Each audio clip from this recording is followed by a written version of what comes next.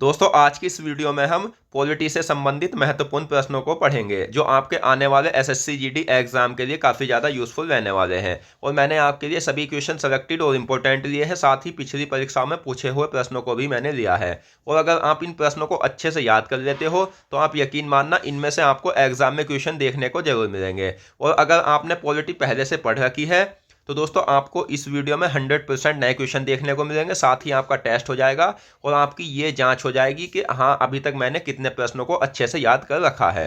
तो चलिए शुरू करते हैं फर्स्ट क्वेश्चन से। तो हमारा जो फर्स्ट क्वेश्चन है वो है, वह वैधानिक दस्तावेज जो उस देश की जनता के विश्वास व उसकी आकांक्षाओं को प्रतिबिंबित करती है क्या कहलाता है?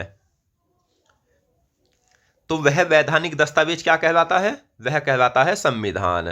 तो ऑप्शन सी सही आंसर है। संविधान वह वैधानिक दस्तावेज है जो उस देश की जनता के विश्वास व उसकी आकांक्षाओं को प्रतिबिंबित करती है। तो ऑप्शन सी सही आंसर है संविधान।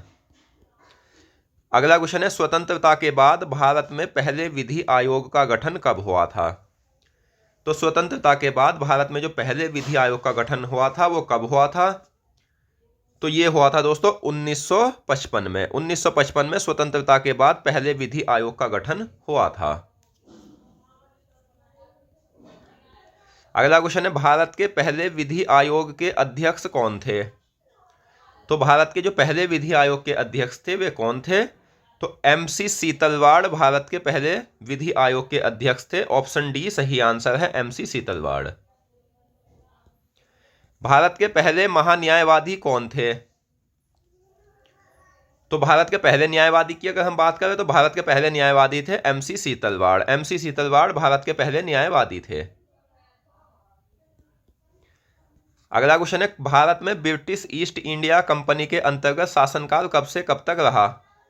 तो भारत में ब्रिटिश ईस्ट इंडिया कंपनी के जो अंतर्गत शासनकाल रहा है वो 1773 से 1858 तक रहा। नेक्स्ट है, बंगाल का प्रथम गवर्नर जनरल कौन था? तो दोस्तों बंगाल का जो प्रथम गवर्नर जनरल था वो था Warren Hastings. Warren Hastings Bengal का प्रथम गवर्नर जनरल था। अगला क्वेश्चन है, भारत का प्रथम गवर्नर जनरल कौन था? तो भारत का जो प्रथम गवर्नर जनरल था वो था Lord William Bentinck. Act of Settlement किस वर्ष पारित किया गया था? तो एक्ट ऑफ सेटलमेंट की अगर बात करें तो ये किस वर्ष पारित किया गया था? तो 1781 में एक्ट ऑफ सेटलमेंट पारित किया गया था। नेक्स्ट, ईसाई मिशनरियों को भारत में धर्म प्रचार की अनुमति किस राजलेख द्वारा प्रदान की गई थी? तो ईसाई मिशनरियों को भारत में धर्म प्रचार की अनुमति जो प्रदान की गई थी तो किस राजलेख के द्वारा प्रदान की गई थी? तो 1813 के राजलेख के द्वारा। ऑप्शन सी सही आंसर है, 1813 का राजलेख। नेक्स्ट, सर्वप्रथम किस गवर्नर जनरल को गवर्नर जनरल तथा मुख्य सेनापति दोनों की शक्तियां प्रदान की गई थी? तो वह गवर्नर जनरल कौन था जिसे सबसे पहले गवर्नर जनरल तथा मुख्य सेनापति दोनों की शक्ति प्रदान की गई थी? तो वो था लॉर्ड कॉर्नवालिस, जिसकी कब्र कहाँ है दोस्तों? लॉर्ड कॉर्नवालिस की जो कब्र है वो गाजीपुर में है। और गाजीपुर कहाँ है? तो गाजीपुर उत्तर प्रदेश के बलिया जिले में है। यह भी आपको याद रखना है। अगला क्वेश्चन है, किस अधिनियम के द्वारा गवर्नर जनरल को गवर्नर जनरल तथा मुख्य सेनापति दोनों की शक्तियां प्रदान की गई? तो वह अधिनियम कौन सा था? वो था 1786 का अधिनियम। नेक्स्ट, किस अधिनियम के द्वारा लॉर्ड कॉर्नवालिस को गवर्नर जनरल तथा मुख्य सेनापति दोनों की शक्तियां प्रदान की गई? तो 1886 का 1786 का अधिनियम के तहत। अगला क्वेश्चन है, किसी भी मंत्री से किसी भी समय त्यागपत्र कौन मांग सकता है? तो किसी भी मंत्री से किसी भी समय जो त्यागपत्र मांग सकता है वो कौन मांग सकता है? तो प्रधानमंत्री किसी भी मंत्री से किसी भी समय त्यागपत्र मांग सकता है। लेकिन आपको एक बात यहाँ ये याद रखनी है कि किसी भी मंत्री से प्रधानमंत्री त्यागपत्र तो मांग सकता है लेकिन उसे उसके पद से हटा नहीं सकता। उसे जो हटाया जाता है वो राष्ट्रपति के द्वारा हटाया जाता है और प्रधानमंत्री की सलाह पर हटाया जाता है। तो यह भी आपको याद रखना है कि त्यागपत्र तो प्रधानमंत्री मांग सकता है लेकिन हटाया जो जाता है वो राष्ट्रपति के द्वारा हटाया जाता है। जैसे किसी भी मंत्री को उसके पद से कौन हटाता है? तो किसी भी मंत्री को उसके पद से हटाया जाता है भारत के राष्ट्रपति के द्वारा। अगला क्वेश्चन है, देश की पहली महिला प्रधानमंत्री कौन थी? तो देश की जो पहली महिला प्रधानमंत्री थी वो थी श्रीमती इंदिरा गांधी। श्रीमती इंदिरा गांधी देश की पहली महिला प्रधानमंत्री थी। नेक्स्ट, भारत के वह एकमात्र राष्ट्रपति जो निर्विरोध चुने गए थे कौन से थे? तो भारत के वे एकमात्र राष्ट्रपति कौन थे जो निर्विरोध चुने गए थे? तो वो थे नीलम संजीव रेड्डी। और नीलम संजीव रेड्डी जो थे ये 6ठे नंबर के राष्ट्रपति थे और सबसे कम उम्र के राष्ट्रपति बने थे।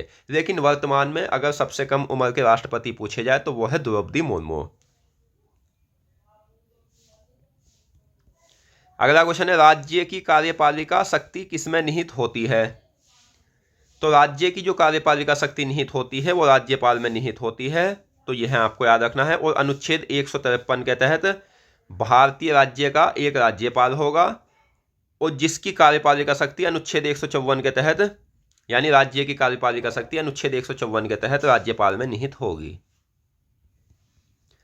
नेक्स्ट है, किस अनुच्छेद के तहत राज्य की कार्यपालिका शक्ति राज्यपाल में निहित होती है? तो वह कौन सा अनुच्छेद है जिसके तहत राज्य की कार्यपालिका शक्ति राज्यपाल में निहित होती है? अनुच्छेद 154। और राज्यपाल इन शक्तियों का प्रयोग स्वयं या अपने अधीनस्थ अधिकारियों के माध्यम से करता है। अगला क्वेश्चन है, अविश्वास प्रस्ताव पारित होने के कारण सबसे पहले किस प्रधानमंत्री ने इस्तीफा दिया था? तो अविश्वास प्रस्ताव पारित होने के कारण सबसे पहले जो इस्तीफा दिया था वह प्रधानमंत्री कौन थे? तो वो थे वीपी सिंह। भारत का सर्वोच्च विधायी निकाय क्या है? तो भारत का जो सर्वोच्च विधायी निकाय है, विधायी निकाय की अगर बात होगी तो संसद है। और भारत में सर्वोच्च क्या है? तो भारत में सर्वोच्च संविधान है। अगला क्वेश्चन है, भारत के प्रधानमंत्री के रूप में नियुक्ति के लिए पात्र होने की न्यूनतम आयु सीमा क्या है? दोस्तों, जितने भी ये प्रश्न हैं अधिकतर सभी के सभी प्रश्न एग्जाम में पूछे हुए हैं। ये मैंने 2 प्रश्न सैंपल के रूप में लिए हैं कि जिस प्रकार से एग्जाम में प्रश्न पूछे जाते हैं, क्योंकि जिस प्रकार से मैंने प्रश्न वीडियो में रखे हैं उसी प्रकार से आपसे वीडियो में एग्जाम में पूछे जाएंगे। तो भारत के प्रधानमंत्री के रूप में नियुक्ति के लिए पात्र होने की जो आयु सीमा है वो है 25 वर्ष। और ये भी आपको याद रखना है कि भारत में प्रधानमंत्री लोकसभा में बहुमत दल का नेता होता है। नेक्स्ट, भारत में कार्यकारी प्रमुख कौन होता है? तो भारत में जो कार्यकारी प्रमुख होता है वो कौन होता है? तो प्रधानमंत्री भारत में कार्यकारी प्रमुख होता है। और आपको ये भी याद रखना है कि भारत में नाम मात्र का प्रमुख राष्ट्रपति जबकि वास्तविक प्रमुख प्रधानमंत्री होता है। अगला क्वेश्चन है, भारत के उच्चतम न्यायालय का आदर्श वाक्य क्या है? तो भारत के उच्चतम न्यायालय का आदर्श वाक्य है यतो धर्मस्तो जय, जिसका अर्थ है जहां धर्म है वहां जीत है। अमेरिका में विधानमंडल को क्या कहा जाता है? तो अमेरिका में जो विधानमंडल को कहा जाता है वो क्या कहा जाता है? तो अमेरिका में विधानमंडल को कांग्रेस कहा जाता है। ऑप्शन सी सही आंसर है। और विश्व में सबसे पहले जो संविधान लिखा गया था वो अमेरिका में ही लिखा गया था, ये भी आपको याद रखना है। और अमेरिका का संविधान सबसे छोटा संविधान है जिसमें केवल 7 अनुच्छेद है। नेक्स्ट, भारतीय संविधान के तहत न्याय के अपील हेतु अंतिम न्यायालय कौन सा है? तो भारतीय संविधान के तहत न्याय के अपील हेतु अंतिम न्यायालय जो है वो है उच्चतम न्यायालय। और उच्चतम न्यायालय कहाँ है? तो दिल्ली में है, जिसकी स्थापना 18 जनवरी 1950 को हुई थी और उद्घाटन जो हुआ था वो 28 जनवरी 1950 को हुआ था। भारतीय संविधान के भाग 5 में अनुच्छेद 124 से 147 तक न्यायपालिका को दर्शाया गया है। अगला क्वेश्चन है, सर्वोच्च न्यायालय का आदर्श वाक्य यतो धर्मस्तो जय कहाँ से लिया गया है? तो ये जो लिया गया है कि ये कहाँ से लिया गया है? तो महाभारत से लिया गया है। महाभारत के रचयिता है वेद व्यास। अगला क्वेश्चन है, भारतीय ध्वज में लाल और हरी पट्टी का सुझाव किसने दिया था?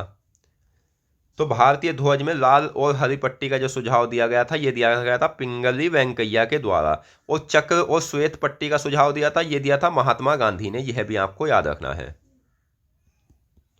अगला क्वेश्चन है, किस देश के विधानमंडल के ऊपरी सदन को तो सीनेट और निचले सदन को हाउस ऑफ रिप्रेजेंटेटिव कहा जाता है? तो ये कहा जाता है अमेरिका के विधानमंडल के ऊपरी तथा निम्न सदन को। आपको ये पॉइंट याद रखना है कि अमेरिका में अध्यक्षात्मक सरकार है और अध्यक्षात्मक सरकार में संसद का निर्माण दो सदन से मिलकर होता है। इसमें राष्ट्रपति संसद का अंग नहीं होता। जबकि भारत में संसदात्मक सरकार है, इसमें संसद का निर्माण लोकसभा, राज्यसभा और राष्ट्रपति से मिलकर होता है। किस देश में राष्ट्रपति संसद का अंग नहीं होता है? तो दोस्तों, अगर आपको यह वीडियो अच्छी लग रही है तो प्लीज़ वीडियो को लाइक करें और साथ ही अगर आप हमारे चैनल पर नए हैं और संपूर्ण सब्जेक्ट की आपको संपूर्ण तैयारी करनी है तो उसके लिए आप हमारे चैनल को सब्सक्राइब कर लीजिए और बेल आइकन पर क्लिक कर लीजिए ताकि आने वाली सभी वीडियो की नोटिफिकेशन आप तक पहुंच सके। तो किस देश में राष्ट्रपति संसद का अंग नहीं होता? तो सही आंसर है अमेरिका में। अमेरिका की संसद में ऊपरी सदन को क्या कहा जाता है? तो अमेरिका की संसद में ऊपरी सदन को कहा जाता है सीनेट। अमेरिका की संसद में निचले सदन को क्या कहा जाता है? तो हाउस ऑफ रिप्रेजेंटेटिव अमेरिका में अमेरिका की संसद के निचले सदन को कहा जाता है।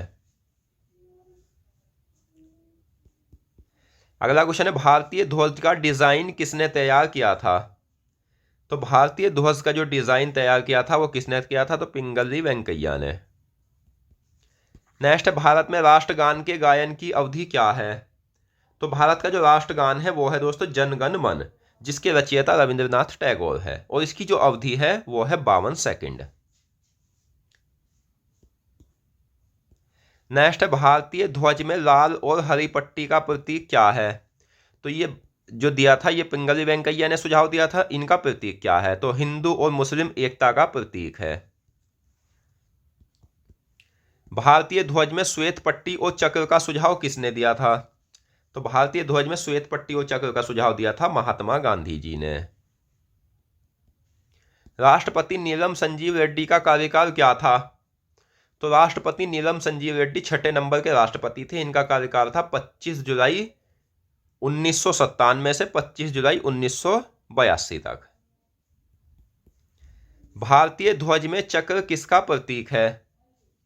तो भारतीय ध्वज में चक्र जो है वो भारतीय समृद्धि का प्रतीक है। ऑप्शन बी सही आंसर है।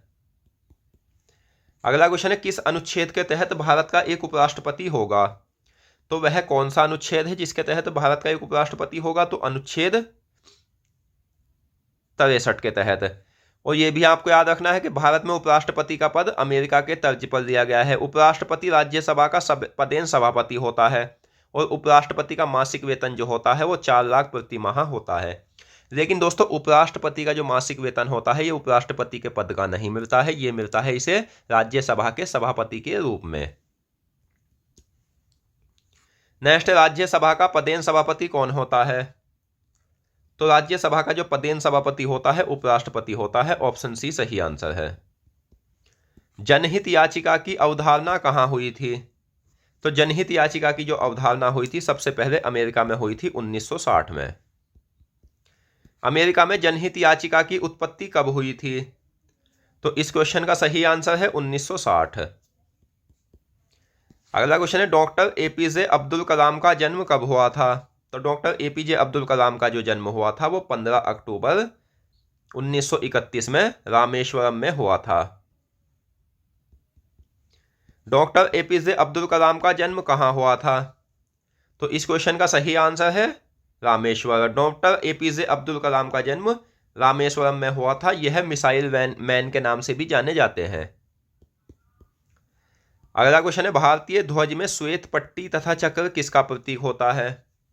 तो भारतीय ध्वज में श्वेत पट्टी और चक्र जो होता है ये हिंदू मुस्लिम को छोड़कर बाकी सभी धर्मों के मध्य शांति का प्रतीक होता है। अगला क्वेश्चन, राष्ट्रपति पर महाभियोग की प्रक्रिया किस अनुच्छेद में दी गई है? तो भारत में जो राष्ट्रपति को हटाया जाता है वो महाभियोग के द्वारा हटाया जाता है और महाभियोग जो राष्ट्रपति पर लगता है वो संविधान के अतिक्रमण पर लगता है। अभी तक ऐसा हुआ नहीं है कि किसी भी राष्ट्रपति पर महाभियोग लगा हो। और ये जो प्रक्रिया वर्णित है ये अनुच्छेद 61 में वर्णित है और भारत में महाभियोग की प्रक्रिया अमेरिका से ली गई है। राष्ट्रपति पर महाभियोग कब लगता है? तो राष्ट्रपति पर जो महाभियोग लगता है संविधान के अतिक्रमण पर लगता है। अगला क्वेश्चन है, रेल किस सूची का विषय है? तो भारतीय संविधान में सभी विषयों से संबंधित 3 सूची है, संघ सूची, राज्य सूची और समवर्ती सूची। तो रेल जो होता है वो संघ सूची का विषय होता है। तो ऑप्शन बी सही आंसर है।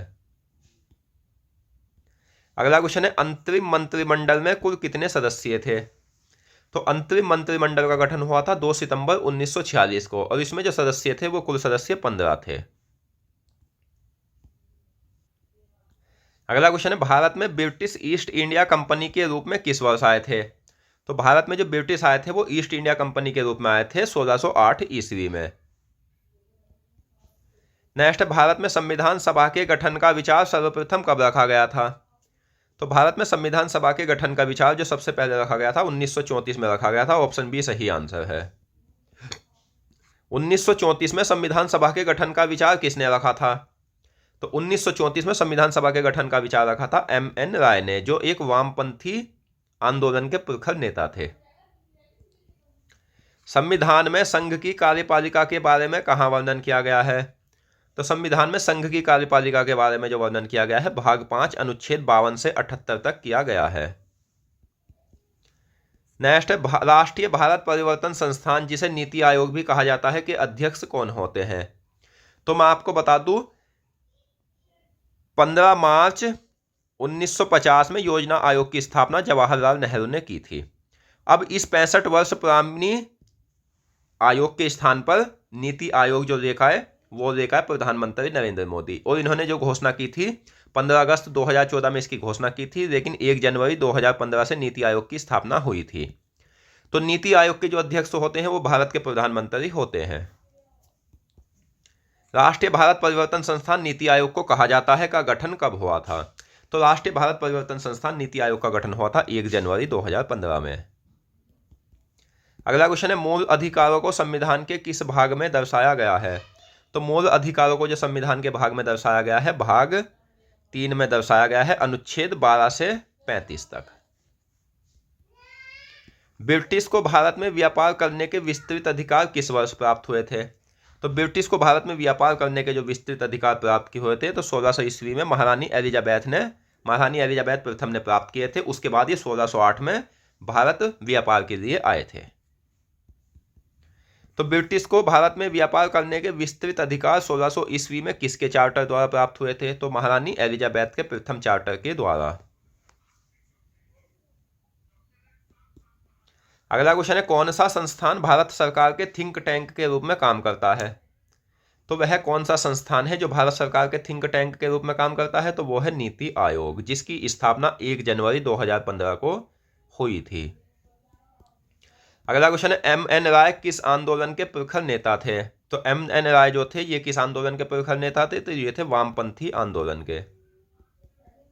भारत में सभी विषयों से संबंधित कितनी सूचियां हैं। तो भारत में सभी विषयों से संबंधित जो सूची है वो 3 सूची है। ऑप्शन बी सही आंसर है। और वे 3 सूची कौन कौन सी है। तो संघ, राज्य और समवर्ती सूची है। तो दोस्तों आज की इस वीडियो में हमने पॉलिटी से संबंधित महत्वपूर्ण प्रश्नों को पढ़ा और मैं आशा करता हूँ क्वेश्चंस आपको अच्छे से समझ आ गए होंगे। तो मिलते हैं नेक्स्ट वीडियो में और अन्य महत्वपूर्ण प्रश्नों के साथ। धन्यवाद।